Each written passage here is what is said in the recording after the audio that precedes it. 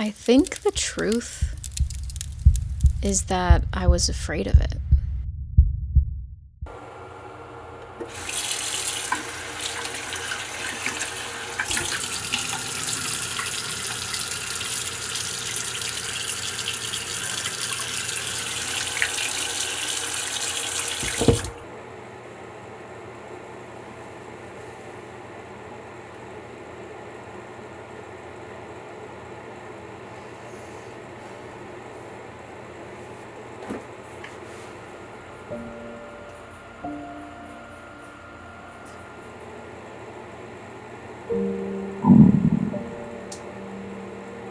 Okay.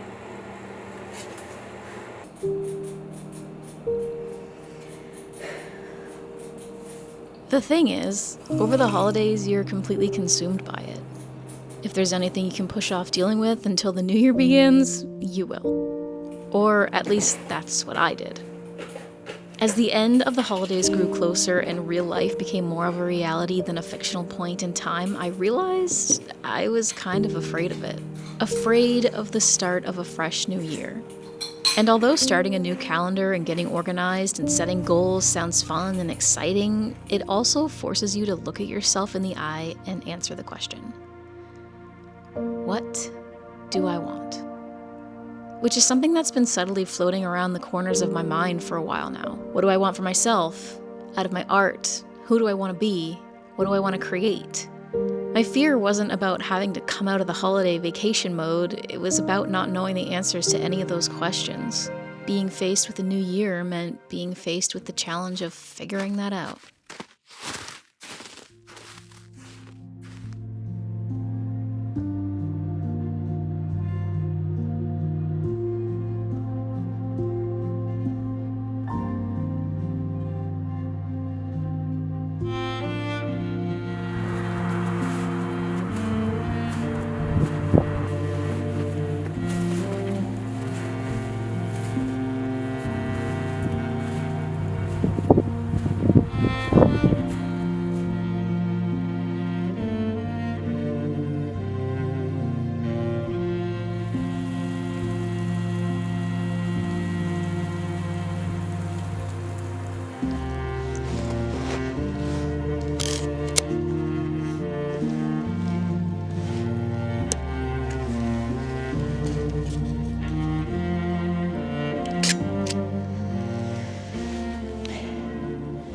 It is now January 20th, and I still don't have it figured out.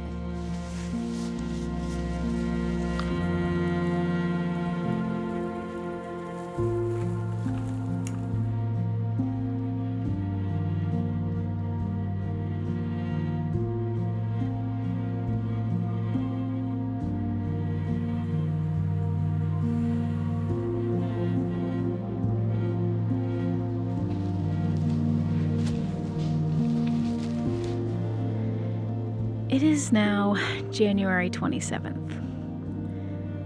And maybe I don't have to figure everything out, but I think I need to at least find a starting point.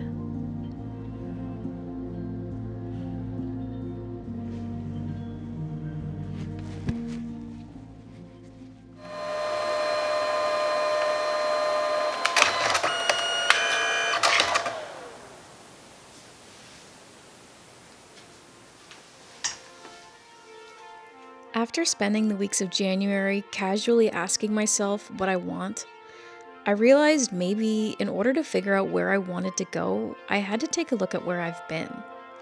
When I opened my eyes to the happenings of the past year, I came across one glaring thought.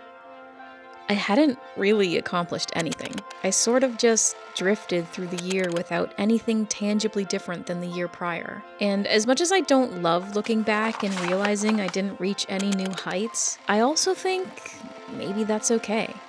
Maybe a year to coast and survive isn't really the worst thing that can happen. Maybe it's even a good thing, because even though maybe I didn't know fully what I wanted, I knew one thing I didn't want. I didn't just want to coast this year. I wanted to accomplish. I just had to decide what.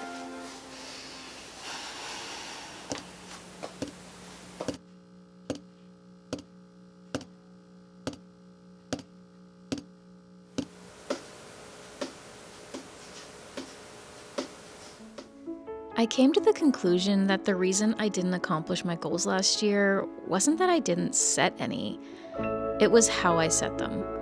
I basically wrote a bucket list idea of things I wanted to do or get done by the end of the year with no real deadline other than the end of the year. And I've come to realize that for me, sometimes I need a solid deadline, even if it's just one I set for myself to make myself work hard enough to actually do it. So will I do things differently this year? Probably not.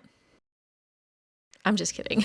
That wouldn't get me anywhere. I'm breaking up my 2026 goals into quarterly deadlines. Thinking about everything I want to do over the course of the entire year felt a bit overwhelming, so I started small. I decided on just a few things I could focus on working toward over the winter, with the deadline of finishing them being the first day of spring. And at that point, I will reevaluate what I want to do, but for now, I had my intentions set. Some things are bigger, like finishing the kitchen reno, while other things are a lot smaller and are just things I've been meaning to get around to, like developing some of this film I've been shooting and storing since 2015. But it's not just about getting things done, it's about doing things with intention and allowing myself to be creative along the way. But in reality, it's all good ideas and inspiration until it's actually time to begin. That's always the hardest part for me. I love to plan and think about doing things, but when it comes time to start, the motivation isn't always there. Particularly in the dead of winter, when color is lacking and I'm in a state of constant cold. But the thing is, sometimes it's important to be uncomfortable. Someone in my life often loves to say, comfort is the enemy of progress. And that's where I've begun 2026. A little bit scared and unsure of what I want, but still knowing I want to make every day count.